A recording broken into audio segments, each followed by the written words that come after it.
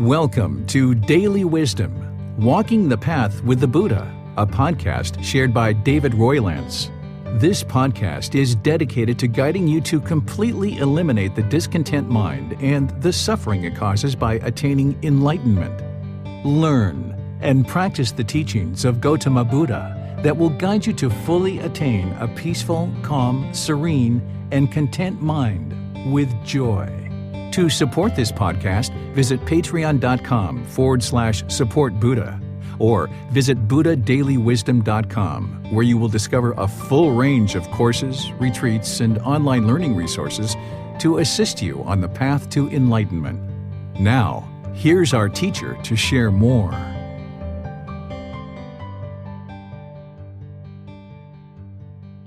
Sawadee Kap. Hello and welcome to Daily Wisdom, Walking the Path with the Buddha. Today we're studying Chapter 4 of this book, Developing a Life Practice, The Path That Leads to Enlightenment. In this chapter I share the Four Noble Truths to help you establish right view. This is so critically important to your path to enlightenment that it was the very first discourse of the Buddha after he awakened to enlightenment. He shared the Four Noble Truths with his first 5 students in order to help them establish a foundation in understanding right view. Prior to the Buddha awakening to enlightenment, he ended up studying with 2 other teachers where he was being taught various things that didn't lead to enlightenment. Some of the things that he was being taught were like hanging yourself upside down from trees, piercing the skin with metal implements, even laying on bed of nails and things like this. The thought at that time with certain teachers was that if you can transcend the physical pain of the body, then you can attain enlightenment. But ultimately, the Buddha discovered that this wasn't true. As he advanced through each of those 2 teachers' disciplines and realized that as being declared as a master teacher by both of those teachers in their discipline, his mind was still discontent and he had not yet attained enlightenment. So therefore, he moved out on his own in order to try to understand the path to enlightenment, where he eventually did attain enlightenment through gradual training and gradual progress. As part of this journey to enlightenment, he discovered that trying to transcend the pain of the physical body to experience enlightenment was a wrong view. To attain enlightenment, it's not about causing physical pain to the body in order to transcend that to get to enlightenment, but instead it's about acquiring wisdom to antidote this poison of ignorance or unknowing of true reality, among many other defilements or pollution of mind that needs to be eradicated in order to attain enlightenment. So it's in the discourse of the Four Noble Truths that we establish right view, having the right view of the world and what's actually causing the mind to be discontent. Without understanding the true cause and how to eliminate discontentedness, you wouldn't be able to eliminate discontentedness. So in 4 simple statements, the Buddha explains discontentedness, he explains the cause, he explains how to eliminate it, and he explains the path forward to completely eliminate discontentedness from the mind. And we describe this as the Four Noble Truths. The reason why is because the Buddha knew that they were true. I know that they're true. Other people know that they're true as well. But in order for you to experience enlightenment, you will need to learn the teachings and then reflect on them and then practice them to see the truth for yourself so that you know that it's true. This is how you acquire wisdom in order to antidote the ignorance or unknowing of true reality.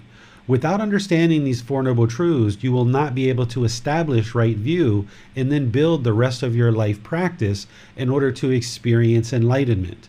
Establishing right view is so utterly important to your practice. The Buddha would often make this the very first discourse that he would ever speak to brand new students, not just his first 5, but as he met new students and new students came to study with him, this would oftentimes be the very first discourse that he shared.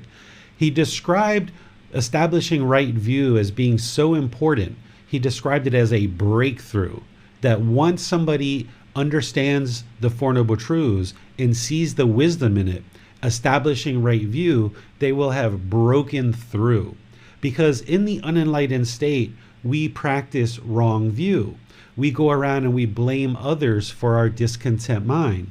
We might say, oh, you're making me angry, or you're making me so frustrated, or you are irritating me. Well, what we discussed today and what I'm sharing in the Four Noble Truths, you will see that it's not true at all that somebody else is making you angry or some situation is causing irritation in the mind. It's actually our own mind that is causing itself to experience discontentedness. And when you understand this and you can reflect on these Four Noble Truths and you start practicing them, then you can experience this breakthrough where you no longer are blaming others or blaming situations for the discontent feelings. Because if it truly is other people that are causing our discontentedness, then that means that we need to go around and train 7.5 billion people in the world to do things our way. And if you're training people to do things your way, and I'm training people to do things my way, and Bossam's training people to do things his way, how will anybody know how to interact with us? And through having wrong view, thinking that others are the ones who are causing our discontentedness, this is oftentimes what the unenlightened mind does, is goes around and tries to control other people to do things our way. What the Four Noble Truths can do for you, along with establishing right view and having this breakthrough, is liberating you from having to go around and train everyone else and control everyone else to do things your way. Because once you understand what's causing the discontent mind, then you can use that wisdom to focus on the real problem, which is in your own mind. And when you can train your own mind, get to the root problem, the root cause of all your discontentedness, then you can actually resolve it.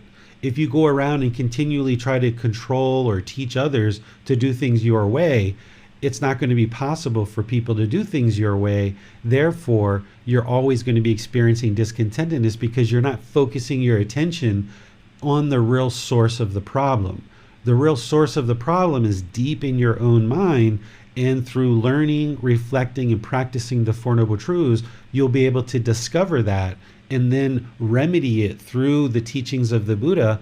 Applying the training that he teaches, you can then antidote or remedy or uproot the true problem that's causing discontentedness in the mind. So it's the Four Noble Truths where you will learn this and you will establish right view. And potentially today, if you're attentive in class and you ask questions and you really sink your teeth into what's being shared, you may actually have a breakthrough today where you can truly see that all the discontentedness that you're experiencing throughout your entire life has all been caused by this craving, desire, attachment through your own choices, through this deeply rooted pollution that's in the mind. And when you have that breakthrough, then the whole rest of this path to enlightenment is built on top of that. So I would like to welcome all of you, whether you're watching this on Facebook, YouTube, Zoom, or our podcast, or anywhere else that we share this content. I'd like to welcome you to today's talk because it's so utterly important that practitioners who are embarking on this journey understand right view, and they firmly establish right view more and more and more. In order to understand the Four Noble Truths, a practitioner will need to first understand the three universal truths. So I'm going to end up discussing that first before we actually talk about the Four Noble Truths. And the three universal truths are building blocks for this Four Noble Truths. So in order to have this breakthrough with the Four Noble Truths, you will need to understand the three universal truths. And again, they're truths. There's people like the Buddha and others who know these are true, but that's not going to help you unless you take the time to deeply investigate the teachings, reflect on them, and then practice to see the truth for yourself, which I'm going to help you with as we progress in today's class. So everything that I share with you, anytime that I'm teaching you, whether in this group learning program online, whether you're reading the book, whether you're sending me a private message, talking one-on-one, whether you join me in a retreat here in Thailand or some other place around the world, you should never, ever, ever believe anything that I say. Belief isn't going to lead to your liberation. It's not going to lead to enlightenment. So as we progress in today's class, I will share a bit of content with you, and then I will help you start reflecting on it so that you can see the truth. And when you independently can observe the truth for yourself, this is where the mind acquires wisdom. And this wisdom is what liberates the mind from this ignorance or unknowing of true reality. And this is how you can progress, having this breakthrough, and then further building all the other teachings of the Buddha on top of that. So let's go ahead and move into discussing the three universal truths as building blocks for you to understand the Four Noble Truths. The first universal truth is impermanence. This is a foundational teaching that you will need to deeply understand. It's probably one of the more simple teachings of the Buddha to understand, but you need to deeply understand it and root it in the mind in order for you to gain understanding of anything else that the Buddha teaches along this path. The universal truth of impermanence is essentially sharing with you that everything is constantly changing and there's no permanent state. Whatever arises is going to change and then it's going to fade away. So material objects or possessions, relationships, thoughts, ideas, states of mind, everything in the world is constantly changing. Essentially, you have happiness that arises, it changes and it fades away because it's based on some condition. So there's these conditioned feelings in the mind like anger that arise, that change and fade away.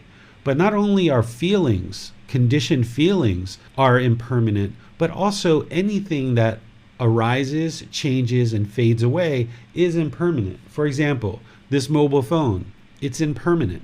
At one time, it did not exist. It had a bunch of components that were put together to make it arise. Now it's a phone. Over time, it changes. The screen gets scratched, the battery loses power, it functions properly in some situations. In some situations, it freezes and holds and gets locked up.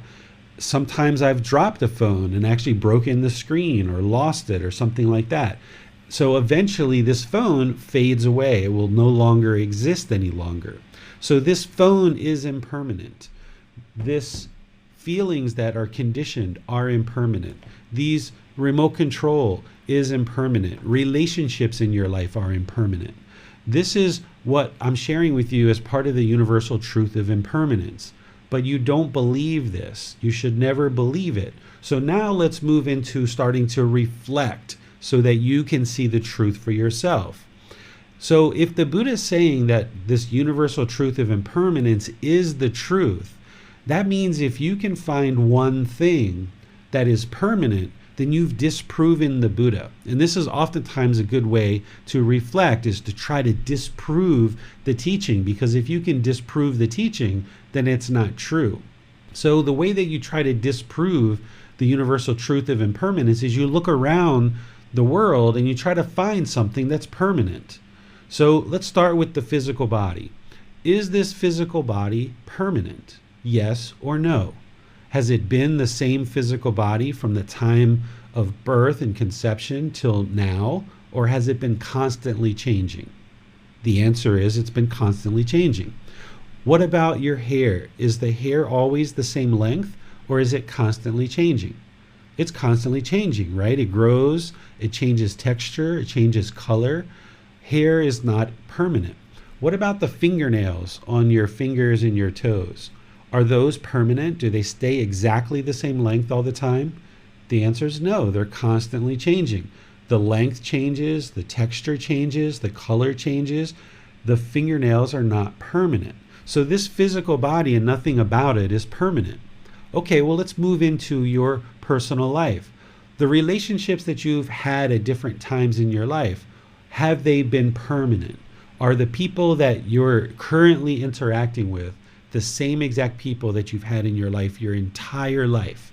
Are you going to have relationships with these people forever and ever and ever and ever? Or have you had friends coming and going out of your life throughout your entire life? Of course, you've had people coming and going in and out of your life throughout your entire life. This is because relationships are impermanent. What about your job? Have you had the same exact job your entire life? Or have you changed around and had different jobs at different times? Well, of course, you've had different jobs at different times because your job is impermanent. And what about your income? Has your income been the exact same income your entire life? Or is it constantly changing, going up and down and up and down and having some impermanence as part of your income? Or what about where you sleep? Have you slept in the same exact bed your entire life? The answer is no, right? All of these things are impermanent. And it's important for you to deeply soak this into the mind, that all of these things are all arising, they're changing, and then they're fading away. Even like this class. This class is not permanent. We've started this class. We're going to be changing, and it's going to be changing as we go through today's class. And then eventually the class will end because it's impermanent. So if you see this as truth and you can't find anything that's permanent, then you have wisdom, that you understand that all of these conditioned things are impermanent. If you're not yet seeing it, then when we get to our question time, be sure to ask questions so that you can get help to better see impermanence. And one of the things that you can do to better see impermanence is go out in the natural world, because these are the natural laws of existence. And you can see this all throughout the world. You can walk down the street. You can see that there's this nice sidewalk, and then there's a crack. That's impermanence. Or you can look at a tree and you can see green leaves in the tree, and then you see brown leaves falling on the ground. This is impermanence, that the tree is changing. You can see the growth of the tree. You can be walking down the street and the wind is calm and there's no wind whatsoever. And then a wind picks up and you can feel the wind. That's impermanence. You can be walking and it's very sunny outside, and then a cloud comes and blocks the cloud, and now it's kind of darker. This is impermanence. So you can walk through the natural world and start seeing impermanence for yourself if you're not seeing it clearly right now. It's important to understand that while I say all things in the world are impermanent, there is what's called unconditioned objects, or unconditioned phenomenon, or unconditioned things. Something that's unconditioned is going to be permanent. An unconditioned object, it doesn't arise, it doesn't change, and it doesn't fade away. Enlightenment is unconditioned. It is permanent once someone attains enlightenment. It's actually removing the conditions from the mind that are keeping it in the unenlightened state. Through clearing out this pollution of mind, removing the conditions, then the enlightened mind is unconditioned. This is why the peaceful, calm, serene, and content mind with joy is permanent, that it's always there. It doesn't arise, it doesn't change, and it doesn't fade away because it's unconditioned. The peaceful, calm, serene, and content mind with joy, it's not based on any condition. It's not that, oh, I've got a new pair of shoes, so therefore I'm peaceful. Or I got a new job, so therefore I'm calm. The enlightened mind has removed all of these conditions and conditioned feelings, so therefore it's a permanent mental state. And likewise, the natural laws of existence are permanent. This is why the Buddha's teachings that he taught 2,500 years ago are the same timeless teachings that existed during his lifetime. They exist now, and we're able to attain enlightenment through these teachings, because the natural laws of existence that existed during his lifetime are the same natural laws that exist today. So these natural laws have not changed. What's changed is that people learned his teachings orally during his lifetime. People wrote them down eventually, and then those teachings slowly degraded over time as people started mixing, matching, and adding things into his teachings at different times. That's where the impermanence affected his teachings. But the natural laws that we understand and that exist in the world, those are permanent. And that's why what the Buddha taught 2,500 years ago is just as applicable today as it was back then. So this is impermanence. All these things that you have in your life, your house, your car, your job, your life partner, your children, this physical body, everything here that you're touching and seeing and observing is all impermanent. It arises, it changes, and it fades away. So this is a foundational teaching that you'll need to understand in order to understand the Four Noble Truths. Without understanding this, you wouldn't be able to understand the Four Noble Truths. So that's why I share this first. The second universal truth is discontentedness. During the lifetime of the Buddha and what we actually have in the Pali Canon, he used a different language. He used the word dukkha. You'll see this commonly in Buddhist texts or in conversations where people will use the word dukkha to represent this second universal truth. And they often translate it as suffering. I don't use this word suffering. I use the word discontent, discontented, or discontentedness. And by the time I explain this to you, I will help you understand why I don't use the word suffering. And if you see that word being used, you should automatically replace it in the mind with discontent, discontented, or discontentedness. Because when the Buddha spoke about dukkha, he used the description of three feelings to describe dukkha. He said that it's pleasant feelings, painful feelings, and feelings that are neither painful nor pleasant. The pleasant feelings that he describes and that I will share with you based on the way that I look at this is these pleasant feelings that he's talking about, that is dukkha or discontentedness, is happiness, excitement, elation, thrill, exhilaration, and euphoria, and all the other versions of those pleasant feelings. The painful feelings are things like sadness, anger, frustration, irritation, annoyance, guilt, shame, fear, stress. We might even include anxiety and others in there. There's lots of painful feelings that one might experience. Maybe even jealousy or resentment can be fitted in there. Then there's feelings that are neither painful nor pleasant. For me, I put boredom, loneliness, melancholy, shyness, displeased, uncomfortable, and unsatisfied. But some people say boredom and loneliness is quite painful for them. And that's okay. You can put these feelings in whatever category you like. The Buddha didn't necessarily lay out these feelings the way that I am, but he did describe pleasant feelings, painful feelings, and neither painful nor pleasant. And this is what he described as dukkha or discontentedness. Because what the unenlightened mind is going to experience is this happiness, excitement, elation, thrill, euphoria. It's going to experience this sadness, this anger, this frustration, irritation, annoyance, guilt, shame, fear, stress, anxiety, resentment, jealousy. Then it's going to experience boredom, loneliness, shyness, and all these other uncomfortable, unsatisfied feelings. And the mind bounces around to these different feelings at different times. You might be happy for a period of time, then it becomes angered or frustrated. Then you become bored and lonely. There might be a little bit of peacefulness in there somewhere, but then not too long after that, the mind is excited or elated. And then maybe there's a little bit more peacefulness here and there. But at some point, the mind then becomes sad or angered again. This is what the unenlightened mind does, is it bounces around from feeling to feeling to feeling, never experiencing this permanent, peaceful, calm, serene, and content mind with joy that an enlightened mind is going to experience. So when the Buddha describes dukkha, he explains three feelings: pleasant, painful, and neither painful nor pleasant.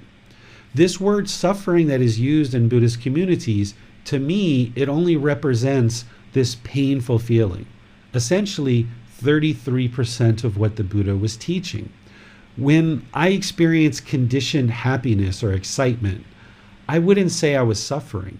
Or in the past, when I've been shy, I wouldn't say I was suffering. Or even when I was bored, I wouldn't say I was suffering. Or if the mind was uncomfortable or unsatisfied, I wouldn't say I was suffering. And it's really important that you understand this, because if we use the word suffering, then we're only representing 33% of what the Buddha was actually teaching during his lifetime. Because in order to get to this enlightened mental state, an individual, a practitioner, will need to eliminate these conditioned feelings of pleasant feelings, painful feelings, and feelings that are neither painful nor pleasant.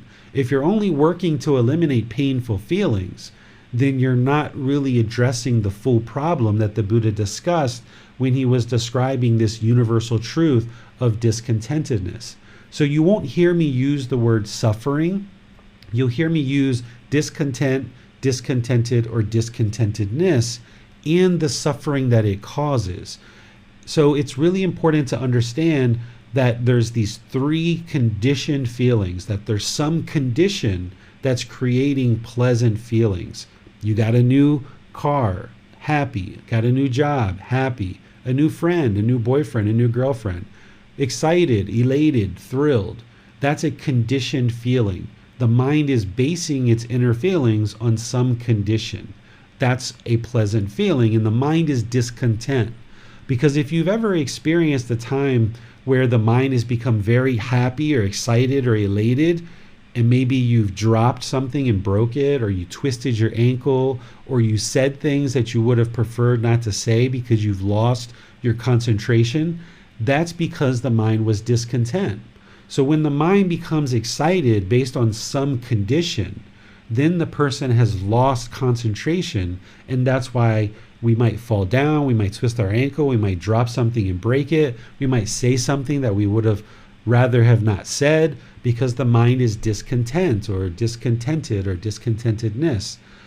Same thing, painful feelings. Nobody enjoys feeling sad or angry or frustrated or having guilt or shame or fear. This is discontentedness. And likewise, a mind that is experiencing boredom, loneliness, melancholy, shyness, or any of these uncomfortable, unsatisfied feelings, the mind is discontent, discontented, or discontentedness. And these are undesirable mental states or undesirable feelings, because the mind is oscillating up and down, bouncing all over the place. And there isn't this peacefulness, this calmness, this serenity, this contentedness, or this permanent unconditioned joy that we experience in the enlightened mental state. The mind is chasing after these pleasant feelings, wanting them to be permanent, but they're not. And this is where the mind becomes even further discontent. But we'll explain that as part of the Four Noble Truths so you can understand why the mind's doing what it's doing. At this point, you should understand that there's these three feelings. And now, to reflect on this, you try to disprove the Buddha. Because if you can think of one feeling that doesn't fit into one of these three categories, then you've disproven the Buddha. So you can think any feelings that aren't on here, like I don't have anxiety on here. You might think of, okay, that's painful. Or resentment or jealousy, that can be painful.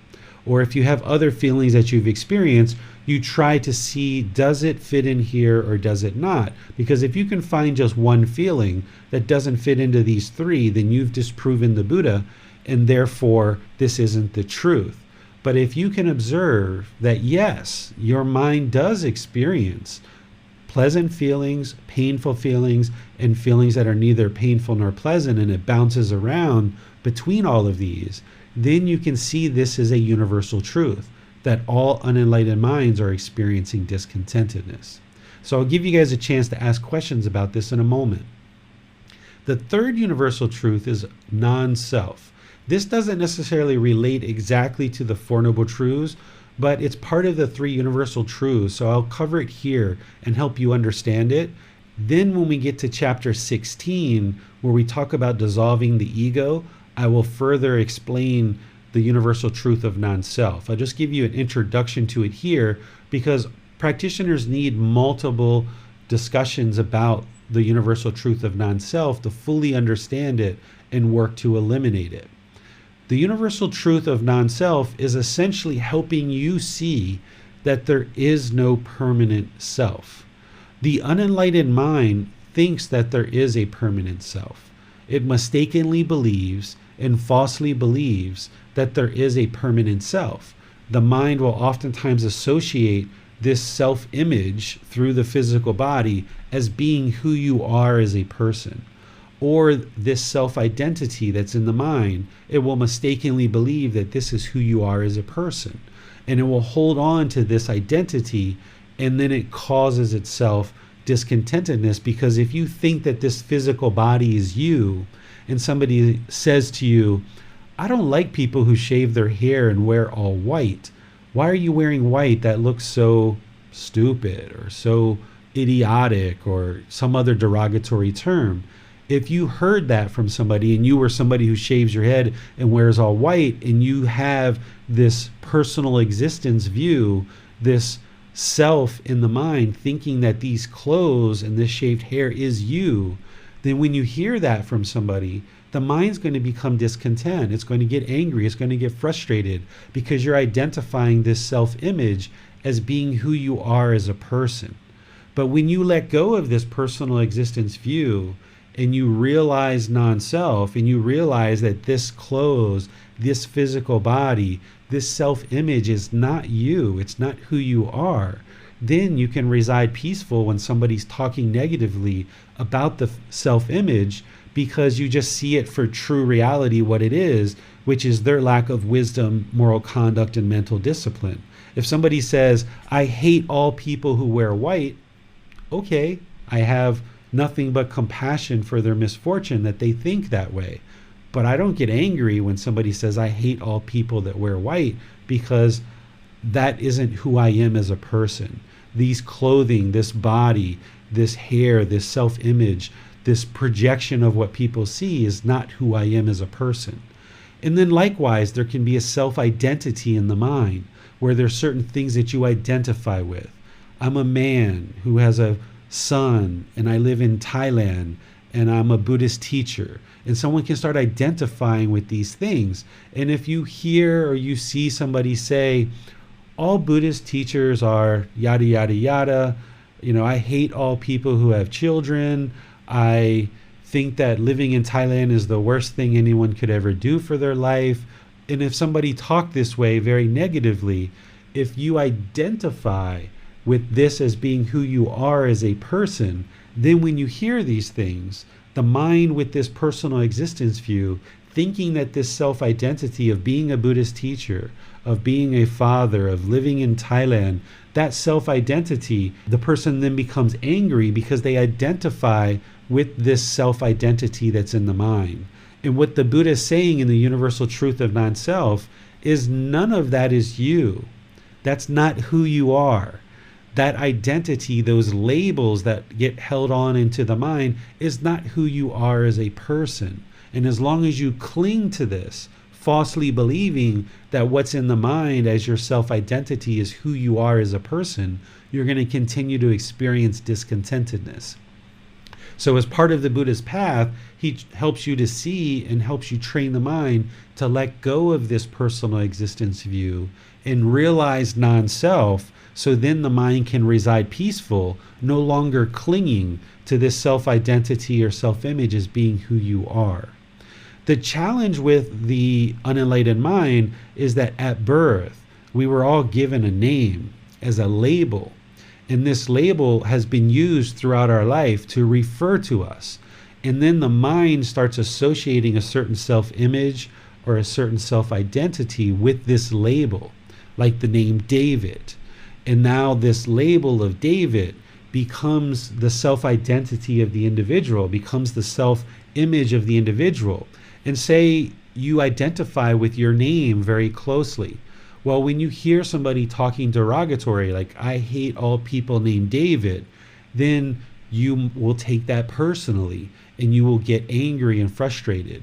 Or you might even experience a situation where you're holding on to this name David so closely that when you come around other people named David, you might get angry or hostile because somebody else has the same name as you. Well, if you identify with this label of David as being who you are as a person, then there's this personal existence view in the mind, and it's part of the pollution that's keeping the mind in the unenlightened state, because it can't reside peaceful, calm, serene, and content with joy when it's constantly getting upset or angered or frustrated based on this personal existence view of this self-image and this self-identity that the mind is holding on to. So as part of this path, I will teach you later more about this and how to eradicate this from the mind so that you can reside peaceful, no longer thinking or falsely believing that there is a permanent self here. Essentially what we have is we have a physical body and there's this mind that has come together for this existence. But neither of those are you. Neither of them are the permanent self. This physical body is impermanent. This mind is impermanent. Therefore, there is no permanent self. But as long as the mind's holding on, thinking that this is the permanent self, then the mind's going to continue to experience discontentedness. So let me just pause here with this discussion of the three universal truths and give you guys a chance to ask any questions that you might have. You can put those into Facebook, YouTube, or Zoom, and our moderators will see that and be able to ask your question for you during the class. Or if you're in Zoom, you can electronically raise your hand, ask any questions or follow-up questions that you like, and I'd be pleased to help answer any questions that you have. So I'll just turn things over to Bassam and Nick to see what questions you guys have so far. Hello, teacher. As for the first universal truth, which is impermanence, are you saying that all conditioned objects, like the discontentedness the mind experiences, such as shyness, fears, anger, and so on, are all impermanent? One can get to a point in which there is no anger, no fear, no shyness at all? Yes. All of these feelings that are in the mind that are discontentedness, they're all conditioned feelings. They're based on some condition. So for example, shyness. Someone might be shy because they have a certain self-image or a certain self-identity, a certain way that they wish for people to perceive them. There might be some arrogance or pride or some ego there that they're trying to uphold. And now when they do something like public speaking, they're fearful that this self-image or self-identity will be degraded or people will look at them in a negative light, and now they're shy to talk to somebody. Where when you get rid of the condition of conceit and personal existence view, when you remove that pollution of mind, having a craving for people to perceive you a certain way, then the feeling of shyness can be eliminated from the mind, because the mind no longer has a mental longing with a strong eagerness, a craving for others to be perceiving you in a certain way. So when you remove the conditions that are causing these conditioned feelings, then the mind is unconditioned and it can reside permanently peaceful, calm, serene, and content with joy. We have a question on Facebook from Dennis. Does knowledge of non-self lead to non-violence in mind and body? Non-violence is created through practicing loving kindness and compassion for all beings.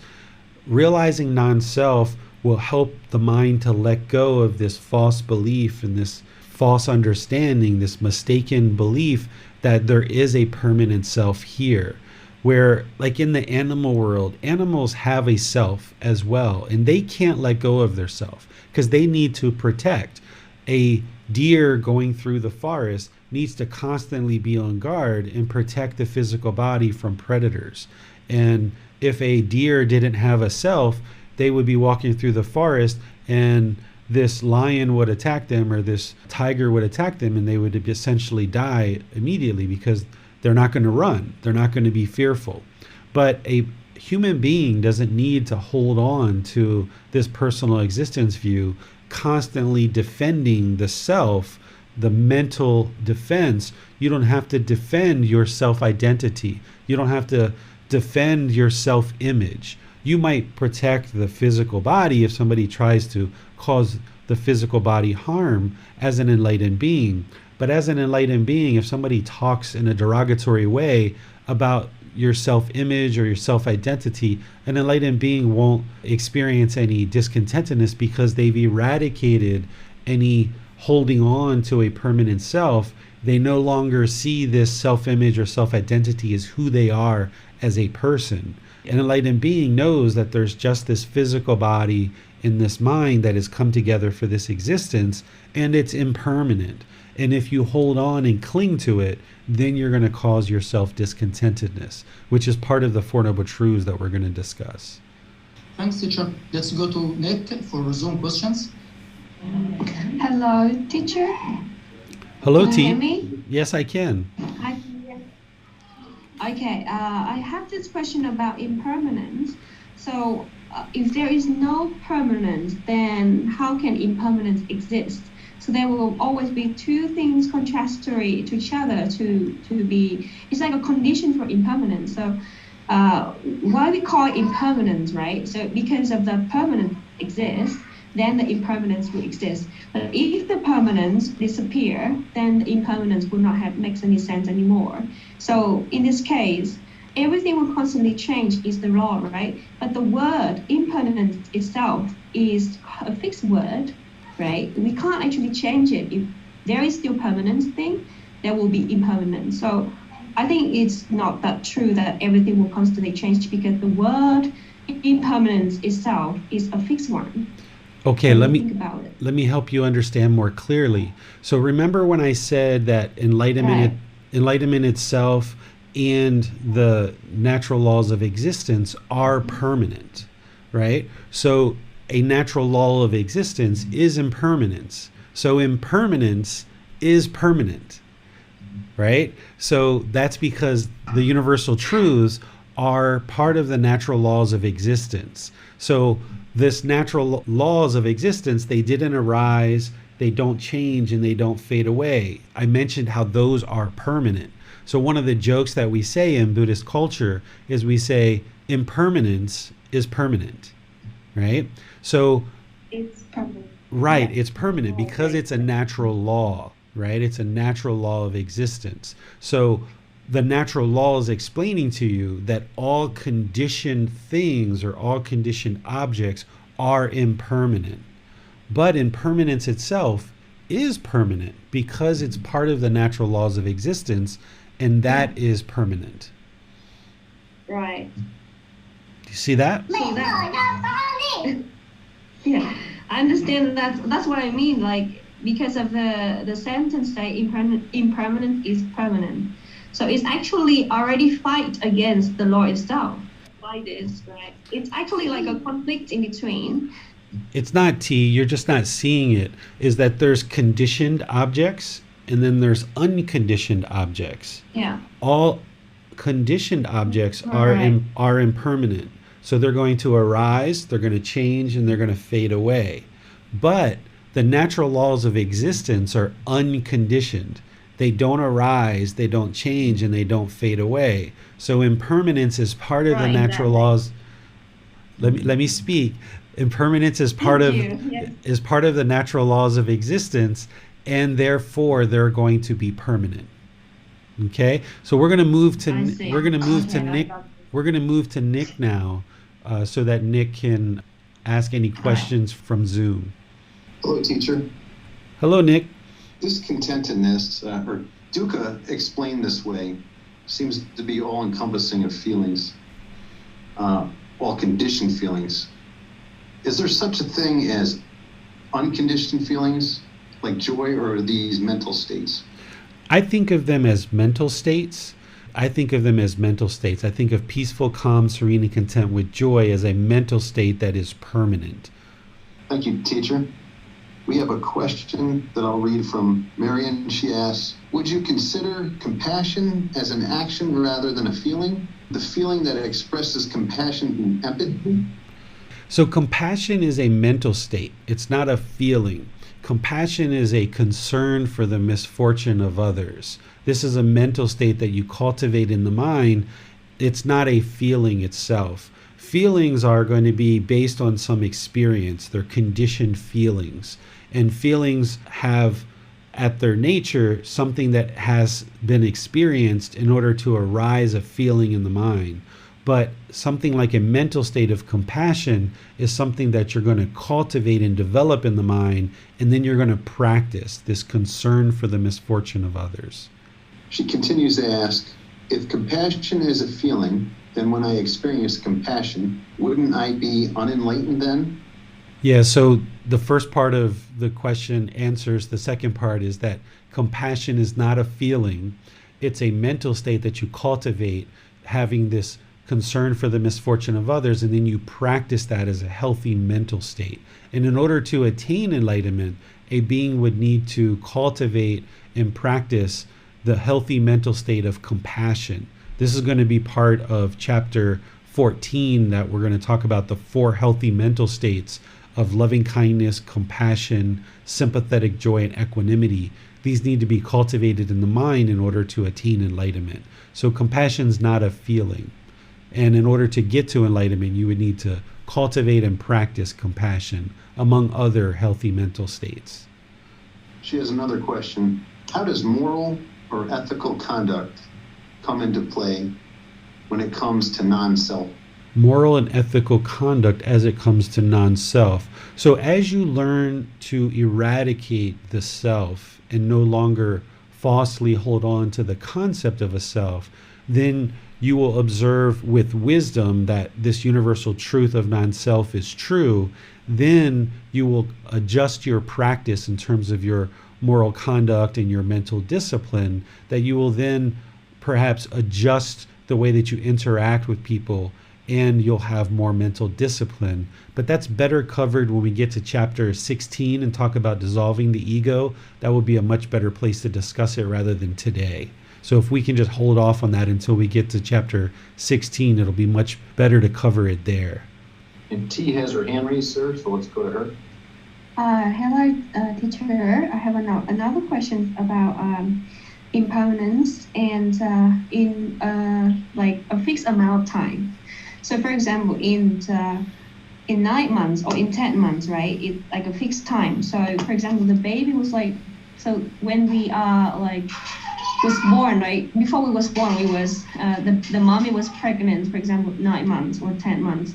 So it's like a fixed amount of time when a changing actually happening, but it's not. Like we're not born in the world, there's no one call our name yet, right? So we don't have any identity. So there's no self at that time.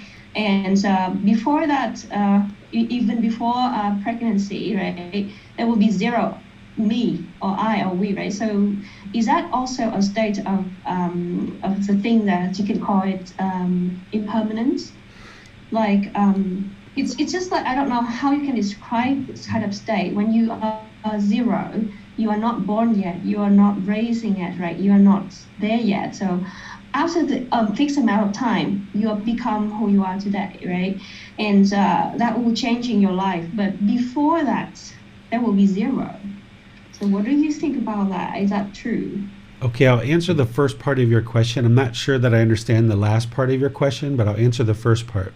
So pregnancy is not permanent, right? There's a being that arises in the womb, and it constantly changes. And while we say that pregnancy lasts 9 months, a child can be born earlier, it can be born later. It's not a fixed time.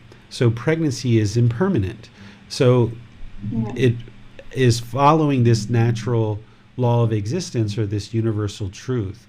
And when a child is born, the child has a physical body and has a mind, and this mind is developing further and further as it ages. And this is where that permanent self, the being starts to mistakenly believe and falsely think that there is a permanent self. The more that we age, the mind gets conditioned more and more and more that there is a permanent self, when in reality there really isn't. But as we age, we take on conditioning that makes us falsely believe and mistakenly think that there is a permanent self, when in reality there truly isn't. And yes, and about the one that the state when we haven't born yet, when it is we don't exist yet, we are not there yet. So what do you describe that? Is that existing still somewhere in the world, that we are not just becoming us, we just I don't know how you call that kind of state, and is that related to the no self also? I think what you're describing is kind of what happens between births. If you have one birth and then you have another birth, what's happening in between that? And that's something that we should cover in chapter 20 when we get to that chapter. So I'm going to move on to there's another form of rebirth, you mean? I'm going to move on to the Four Noble Truths, T, because I would really like to ensure that the students get a chance to learn the Four Noble Truths as part of the class today. I'm not interested in going too far into non-self today. So let's postpone this part of the discussion until then. So in order to get to the Four Noble Truths and understand that, we need to first ensure that you understand the teaching of craving or attachment. You'll need to understand what this is in order to understand the Four Noble Truths. What a craving, desire, attachment is, we also refer to these as expectations or wants or holding, grasping, clinging. This is a mental longing for something with a strong eagerness, where the mind is pulling in the direction of the objects of its affection. You might have experienced this in certain situations where if you saw a new product that came onto the market and your mind just really wanted it, and it was craving for it, it was longing for it, it had this strong eagerness for it. That's what a craving, desire, attachment is. Or if you have certain wants, things that the mind just wants so badly, and it's pulling in the direction of the object of this affection, and it thinks if it just gets this object, that it's going to be fully satisfied. So that's what a craving, desire, attachment is, where the mind's longing, yearning for something with a strong eagerness, wanting or expecting or grasping or clinging for this. So this is important to understand as we move into talking about the Four Noble Truths. So now let's talk about the Four Noble Truths. This is where you establish right view, and you can have this breakthrough to fully understand what's causing discontentedness in the mind. This is not exact wording from the Buddha. This is a summary to help you understand the Four Noble Truths. And then in this chapter 4, I have the exact wording from the Buddha there, but this will help you understand the Four Noble Truths and have this breakthrough to understand the cause of your discontentedness. The first Noble Truth is that everyone that is unenlightened will experience discontentedness. So if you experience conditioned pleasant feelings, then you know that you're unenlightened. Or if you experience those painful feelings of sadness, anger, frustration, irritation, annoyance, guilt, shame, fear, boredom, loneliness, shyness, resentment, jealousy, all of these discontent feelings and others, then you know that your mind is currently unenlightened. And it's really no big deal at this point, because there's many people in the world that are unenlightened, but the goal would be for you to understand that the mind is currently unenlightened, and then set a goal or an objective or an interest to pursue this path so that you can eliminate discontentedness from the mind. But in order to be able to set your goal on enlightenment, you need to first understand whether the mind is actually enlightened or not. So if you experience any of those feelings of discontentedness, then you know that the mind is currently unenlightened. And all unenlightened beings are going to be experiencing that. The second noble truth is that discontentedness is caused by our own cravings, desires, attachments, because the mind wants everything to be permanent when everything in the world is impermanent. I'm going to say that a few times, and I'm going to give you guys some examples to help you reflect on this and practice it. So let me say it a few times, let me describe it, and give you guys some examples. Discontentedness, those pleasant feelings, painful feelings, and feelings that are neither painful nor pleasant, is caused by your own craving, desires, attachments, that mental longing with a strong eagerness, pulling in the direction of the objects of your affection, wanting things to be a certain way.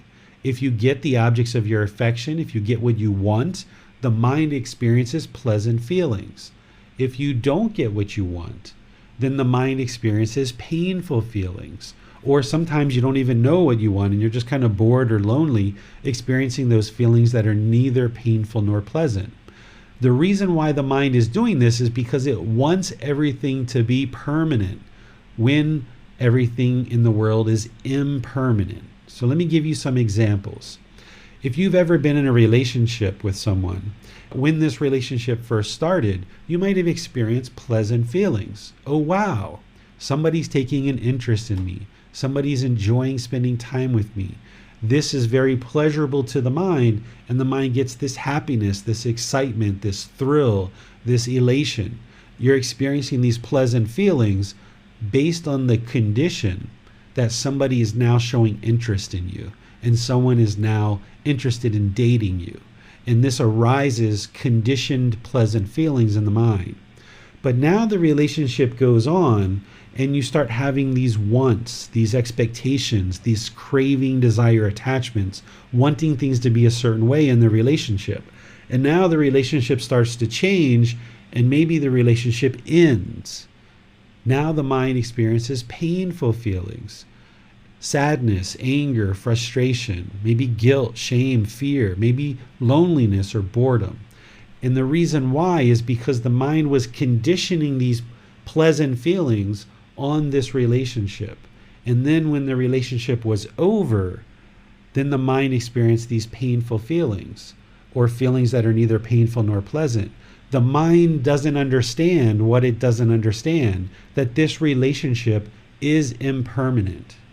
The mind was craving, desiring, wanting this relationship to be permanent, when in fact, it's actually impermanent. And when the relationship ended, the mind didn't understand this impermanence, the fact that the relationship is now over. It was craving and longing to be with this person. And because of that yearning to be with this person permanently, when the relationship was over and the mind experienced impermanence, the mind didn't like that. And that's why these painful feelings arose in the mind. The anger, frustration, the guilt, the shame, or any other discontent feelings that arose, it's because those pleasant feelings were based on the condition of the relationship. That relationship then changed because of impermanence, and now the unenlightened mind isn't aware of the wisdom of the universal truth of impermanence, so therefore it experiences painful feelings. And this is where the mind is causing itself to be discontent. First, it caused itself discontentedness, arising pleasant feelings, basing its happiness on this impermanent condition of the relationship. Next, when the relationship was over, now it didn't like that impermanence. It craved and yearned and was holding on to this relationship, wanting it to be permanent. And when it changed and it no longer existed, that's when it experienced painful feelings in the mind, where an enlightened being isn't going to have that same experience. Another example is, say you bought a new car or some other new product, and you have these pleasant feelings because you bought this brand new sports car, this shiny red Porsche or Lamborghini or Ferrari or whatever is your most ideal car that you would like to purchase. You purchase this shiny new sports car, and now you drive it off the lot, you park it at the store, and you go into the store, and you come out and you see a scratch on the car. Now the mind gets angry, it gets frustrated, it gets irritated. First, it arose these pleasant feelings because you bought the car. It based its happiness on the condition that you have this brand new sports car. And then when you came out and saw the scratch on the car, that's where the mind experienced impermanence, and it doesn't like that. It doesn't understand this universal truth of impermanence. Therefore, these painful feelings arise, this anger, this frustration, this irritation. And oftentimes we even blame somebody else. Whoever scratched my car is making me so angry. But in reality, it's the craving, desire, attachment. It's the mental longing, craving for things to be permanent that is causing the mind to be discontent. Because somebody else could have that same experience, come out and see the scratch and be like, thank goodness I got insurance. I need to go take it to get fixed tomorrow. But when the mind is unawakened to the natural laws of existence and it doesn't understand this universal truth of impermanence, it's going to see the impermanence of the scratch on the car, and it's going to say, I'm angry, I'm frustrated, this other person is causing me to be frustrated. And there's people that have gotten into fights and got murdered and ruined their life just because of a scratch on a car, for example. And they've now are in jail for the rest of their life because they fought this person and maybe killed them because their mind was craving permanence, and they were falsely attributing this anger to this other person who scratched their car because they had wrong view. But when you have right view, you can understand that when you buy this brand new car, it's not going to permanently look like this.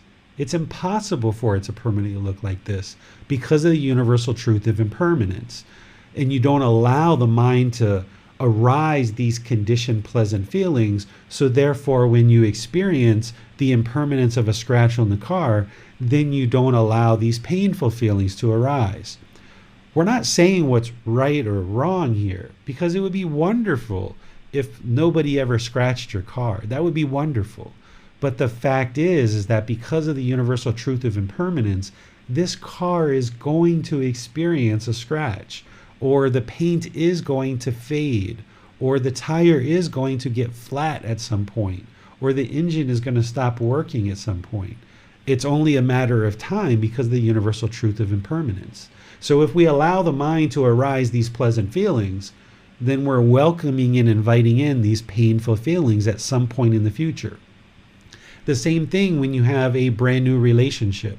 If you have this brand new relationship with a boyfriend or girlfriend or husband or wife or friend or whomever, if you allow the mind to experience these pleasant conditioned feelings based on this relationship, the mind is going to then crave those pleasant feelings. And then when the relationship starts to change, now the mind isn't going to like that impermanence, and it's going to experience painful feelings. This is one of the reasons why people might have a certain partner, they arise these pleasant feelings. Then when we break up and we no longer are getting along, we experience these painful feelings. Or likewise, we might have these pleasant feelings when a relationship starts. And then as it starts to change, the person might get bored with the relationship because it's now changing. It's no longer the same as it was when we were first dating. We've gone from boyfriend, girlfriend to husband, wife to mommy, daddy, and all of that change happened so quick. Now the mind gets bored, and now someone might look elsewhere for another sexual partner and then start being unfaithful to their partner and damage the relationship. So when we understand impermanence, then we don't base our inner feelings on this impermanent condition where we allow these pleasant feelings to arise based on the condition, and we don't then experience these painful feelings as a result of impermanence or change. And we can eradicate this from the mind. We can train the mind to be peaceful, calm, serene, and content with joy permanently through the third noble truth. The third noble truth is explaining that the elimination of discontentedness is possible by eliminating craving, desire, attachment. When you eliminate this mental longing with a strong eagerness, then you will no longer base your inner feelings on some impermanent condition. Therefore, you won't experience these conditioned feelings of pleasant feelings, painful feelings, and feelings of neither painful nor pleasant. You will have eradicated the condition of craving from the mind, and then the mind can just always reside peaceful, calm, serene, and content with joy. Now, before we talk about the fourth noble truth, the way that you reflect on this and the way that you can start to see the truth for yourself is think about the last time you were angry or frustrated or irritated. It might have actually been today or yesterday. Think about the experience that you were angry, frustrated, irritated. Now think about what is it that the mind wanted? What was it craving that caused it? Now, prior to today's talk, you might have blamed other people for your anger, your frustration. But now that you're starting to see the truth and you're working on this breakthrough, start looking at your own mind and figure out, okay, what was I angry about? What was the frustration about? Look inside to see what was the mental longing with a strong eagerness. What was it that you wanted? And let me maybe give an example. Let's say you have kids and your kid's room is really messy and dirty. It would be wonderful for your children to keep a clean room. But if the mind of the parent wants the room to be clean permanently all the time, and you see that the room is messy, now the parent might get angry or frustrated with the child because they have this mental longing with a strong eagerness for the room to look a certain way. Doesn't mean you don't teach your child to keep a clean room. You can still do that politely, kindly, friendly, and respectfully. But when the mind arises this anger and frustration, then it's very difficult for you to be skillful and guide your child to learning how to keep a clean room when there's this anger that has arisen in the mind. The child isn't making you angry. The dirty room isn't making you angry or frustrated. It's your craving for permanence, wanting the room to look a certain way permanently. So what I'd like to invite you guys to do as part of our questions that we're going to do in a little bit is, if there's a certain situation that you'd like to share that you've had recently, that there was anger, frustration, or some other discontent feeling, and you'd like to share what caused it, or maybe you're having difficulty seeing what caused it, and you truly believe that it was somebody else or something else that caused you to be angry, share that experience, and I will help you see how you're causing all your discontentedness yourself. And this is how you reflect and start to see the truth. And then what you do is you start moving this into practice, where now and forever, whenever you observe that the mind is discontent, you start to look internally and you start to try to discover what was the craving, desire, attachments that are causing this discontentedness. Because until you can identify your craving, desire, attachments, how would you be able to eliminate them? So you have to be able to identify what's going on in your own mind that's causing the discontentedness to arise. And when you can identify that, then you can actually eliminate these craving, desire, attachments from the mind, so that they will no longer cause you discontentedness any longer ever again. And this is how you get to the peaceful, calm, serene, and content mind with joy. Whereas if you go around continually having this longing, yearning, this strong eagerness, these constant wants, wanting things to be your own way, then the mind's going to continue to experience discontentedness. Whereas if you can train the mind to work towards certain goals and objectives and interests, but not hold on to them so tightly, then you can get to this peaceful, calm, serene, and content mind with joy, because you're not wanting things to be a certain way. And the Buddha talks about in the fourth noble truth that the way to eliminate all discontentedness from the mind is the Eightfold Path. It's 8 individual steps that lead to enlightenment. And you would need to train the mind through this Eightfold Path in order to train it to enlightenment. So I'd like to just kind of show you guys an overview of the Eightfold Path. As you see, right view is the first step of the Eightfold Path. Without understanding, reflecting, and practicing right view, you wouldn't actually be able to build all the other steps of the Eightfold Path in order to deeply train the mind to attain enlightenment. Next week, we're going to be discussing in Chapter 5 the rest of the Eightfold Path. Right intention, right speech, right action, right livelihood, right effort, right mindfulness, and right concentration, so that you deeply understand each individual one of these steps. But right view is so important, and it's such a foundational teaching, that there's this chapter that's solely dedicated to helping you establish right view, so that you can learn it through the book, you can learn it through this class, and then work on practicing that this week and the rest of your weeks and months forward, so that you can deeply establish right view, observing and understanding that all discontentedness is being caused by your own mind. So let me pause here and see what questions you guys have, because this is everything that I was going to share with you guys today, and I left a lot of time for us to be able to discuss the Four Noble Truths and the 3 Universal Truths, so that you can establish right view and have this breakthrough to understanding that you're causing your own discontentedness, and that's the reason why you can eliminate it as part of this path to enlightenment. If it's other people that are causing your discontentedness, then you have no ability to eliminate it from the mind. But because you're the one that's causing the discontentedness, this is why you can actually eliminate it. Essentially, what the Buddha's teaching as part of the Four Noble Truths is that once you take responsibility for your discontent feelings, and you can see that you're the one that's causing them, then that really empowers you to now apply the rest of the training of this path, the Eightfold Path, to be able to now deeply train the mind, get rid of these conditions that are causing discontentedness, and move the mind to this unconditioned mind where it can be peaceful, calm, serene, and content with joy. But in order to do that, you need to be able to establish right view and see that the real problem in the mind is craving, desire, attachment, this mental longing with a strong eagerness. It's not somebody else that's causing you to be angry. It's not some situation that's causing you to be angry. It's your own mind craving permanence, wanting things to be a certain way in the world. And when things aren't the way you want, that's when your mind becomes discontent. Or when you get the certain thing that you want, that's when you experience these conditioned pleasant feelings. But that's just welcoming in the painful feelings at some point.